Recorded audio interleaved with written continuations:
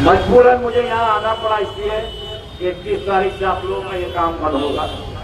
इस वजह से मैं आप लोग को जना देना चाहता हूँ, जिस कंडक्टर के अंदर में आप लोग काम करते हैं उन कंडक्टरों को बोलिए मेरा एक मेडिकल क्लेम करें। हमारा जो फैसिलिटी मिलता था वो किसी तरह से मेडिकल क्लेम के जरिए हमको मिल जाए। दूसरी बात, मैं एक बात बता देना चाहता हूं, मैंने हमेशा कोई पॉलिटिकल स्टेज पे मैं मीटिंग नहीं किया, अपने मजदूरों के लिए बात किया हूं। आज तक कोई भी पॉलिटिकल मीटिंग या कोई जगह पर कोई आदमी बता देता सलीम अंसारी मौजूद है। हाँ मौजूद है, लेकिन कभी भी मैंने मीटिंग या कभी नहीं किया। दूसरी बात यह है कि मैं ट्रेड यूनियन करता हूं।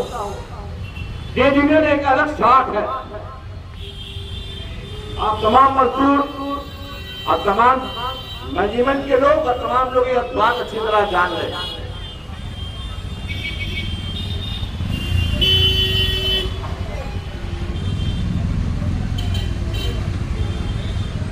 ये एक साल में हम लोग लेबर कमिश्नर को लेबर दफ्तर में, सेंटर में, दिल्ली सेंटर में लेबर कमिश्नर को, जहां भी लेबर कमिश्नर को एक फॉर्म तैयार होता है और फॉर्म वहां से लेबर कमिश्नर से मिलता है। उसे लाकर हम लोग उसमें अपने मजदूरों का, अपने जो लोग रहते हैं उस होल्डर में उनका नाम उसके अंदर पूरा कंप्लीट करके मैं लोग भरते हैं। ये एक ट्रेड यूनियन है। ट्रेड यूनियन किसी पार्टी से नहीं जुड़ा होता। ये हमारा खुशी है जो हम किसी पार्टी से जुड़ते हैं।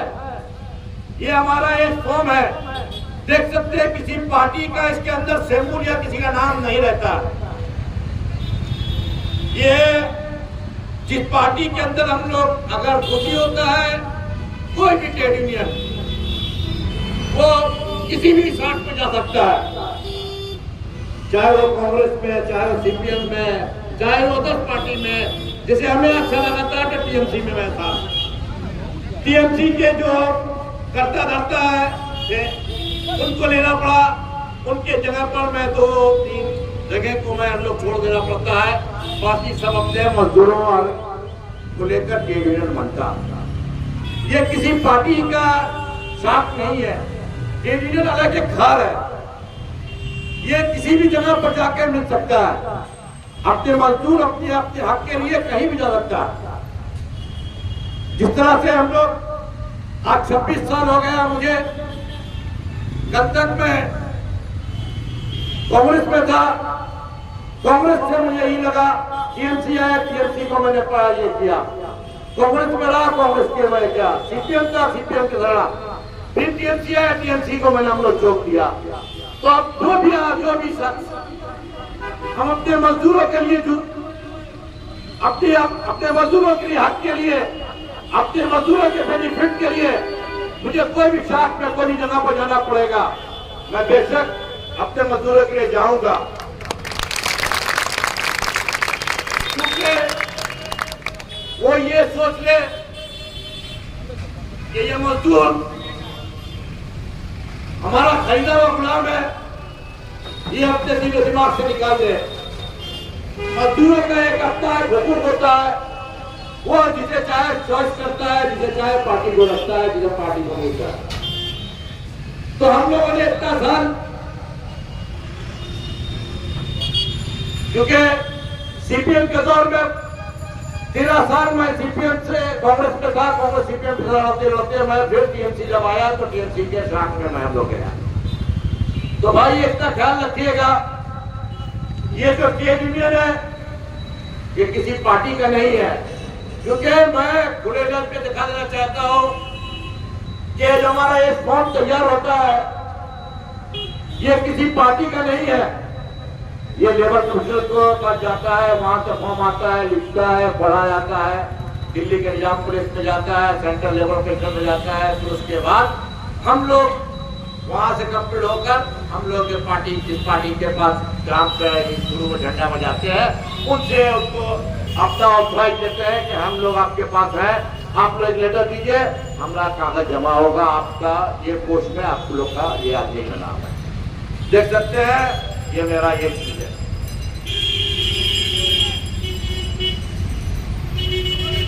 मैं अपने मजदूरों को ही कहूंगा कि भाई जिस तरह से प्रोडक्शन हो रहा है, जिस तरह से आप लोग जीआरएसी को अंदर में काफी वर्षों से काम कर रहे हैं, आज भी उसी तरह से आप लोग काम को अंजाम दीजिए। क्योंकि जितने जहाजें आएगी, जितना प्रोडक्शन यहाँ होगा, उतने लोकल के नौजवान बेकार जो है वो काम में जुड़ जाएंगे। मैं अपने तमाम साइड इंचार्ज ऑफिसर जो भी है, जो भी वर्कर्स को देखभाल करते हैं, उन तमाम को कहूंगा मजदूरों को जॉब में 8:30 के अंदर भेज दीजिए, क्योंकि वो जहाज में चढ़ जाए। और जो जीआरएसी मैनेजमेंट के साथ हमारा जो बातचीत हुआ है, उस हिसाब से उस चीज को बरकरार रखे। आने वाला टाइम जीआरएसी ने बहुत सारे वादे किए थे, जिसमें से अब तक 2-3 वादे पूरा हुआ है। इंशाअल्लाह अगर आप लोग किसी तरह का समर्थन रहा और जॉब को सही ढंग से करते रहे, तो आने वाला टाइम भी जीआरएसी के साथ जो बैठक हुआ, जो छुट्टी हुआ, वो भी पूरा हो जाएगा। मैं अपने तमाम उन मजदूरों को कहूंगा कि काम में जाने से पहले अपने सेफ्टी का इंतजाम जरूर रखें। अपने बॉलर सूट, अपना जूता, अपना हेलमेट जरूर पहन के जहाज पर चढ़ें, क्योंकि ईसाई खत्म हो गया है। आप उन ईसाई से बहुत महरूम हो गए हैं, इसलिए आप अपना सेफ्टी, अपना हर चीज ठीक करिए और ठीक करके जहाज में अपना टाइमली काम में, जॉब में चले जाए। मैं अपने उन नौजवानों को भी कहूंगा जो आप अपने जॉब से इधर उधर भटक कर गेट के बाहर आकर हाथ फिरा से काम में नहीं जाते हैं, इधर उधर घूरते हैं। एक बात बता दे रहा हूं मैं भाई, कल तक ऐसा ही था, आपका ये चीज छूट जाता था, लेकिन आपका ऐसा ही खत्म हो गया है। अगर खुदा ना खास्ता कोई अगर बात हो गया, तो आप जो चीज से आज तक पाते थे वो मालूम हो जाइएगा, क्योंकि जॉब आवर्स में आपको ड्यूटी कारखाने के अंदर में ही रहना पड़ेगा। मैं अपने तमाम मजदूरों को ये कहना चाहूंगा कि भाई ये जो गलतियां आप लोग करते हैं, ये चीज बंद कर दीजिए। आने वाला टाइम जो वक्त आ रहा है, ये जो आपका एसआई बन हुआ है, ये कारण आपके जितनी भी बेनिफिट है, जितना भी सब कुछ मिलता था आदम का, वो सब खत्म हो जाएगा। जॉब पावर में रहिए, काम कीजिए। आपका एसआई गया है, कंडक्टर को बोलिए मेरा मेडिक्लेम बनाए, कर अपना जॉब, अपना मेडिकल क्लेम के जरिया अपना बेनिफिट, अपना रेट मैं जीआरएसी मैनेजमेंट को एक बात कह देना कहता हूं सर, बहुत सारे बच्चे, और मैं पुलिस हजरात को भी कहना चाहता हूं सर, इस मैच के जरिया हमारी बातों को सुनिए सर। कि जो बच्चे जीआरएसी मैनेजमेंट के में 2 वर्षों से 3 वर्षों से जो काम कर रहे हैं कंटिन्यू किसी शिप के अंदर में, अगर शिप एफओजे से मेन में आता है या मेन से एफओजे में जाता है, उस बच्चे को कंडक्टर लेना नहीं चाहता है। कारण क्यों आप जानना चाहते हैं सर? मैं इससे पहले भी 4-5 कंडक्टर को उदाहरण दे चुका हूं मैं ग्रुप के साथ, अभी तक कोई सोल्यूशन नहीं निकला। आज भी बाहर के लोग, कंडक्टर लोग 500-600 रुपए में लोग लाकर यहाँ काम करा रहे हैं, जबकि एक दिन का वेतन एक नॉर्मल मजदूर का सैलरी 1040 रुपया होता है। सीनियर स्केल मजदूरों का सीनियर स्केल क्या होता है 1075 रुपया, स्केल का होता है 1125 रुपया पर डे। लेकिन विश्वास कीजिएगा, मैं जेएलसी मैनेजमेंट के उन ऑफिस हजरात, उन सीएमडी साहब और डीपी साहब को कहूंगा कि सर इन चीजों को देखिए सर, बहुत सारे मजदूर को आज भी 500-600 रुपए में लाके खड़ाया जा रहा है। आप इस चीज को देखिए सर, क्योंकि एक तरफ आप बोलते हैं तमाम आप अपने काम को अंजाम दे रहे हैं सर। मैं जेएलसी को मुबारकबाद देता हूं कि आज के डेट में जेएलसी अपना हर एक चीज सही करके रखा है। उसके डायरेक्ट किसी कंडक्टर को काम देता है, उसको बताता है कि पीएफ सही रखो, एसआई सही देना होगा, मजदूर का वेतन सही देना होगा, ये जेएलसी खुद उनसे कहता है। लेकिन ये कंडक्टर, चंद कंडक्टर,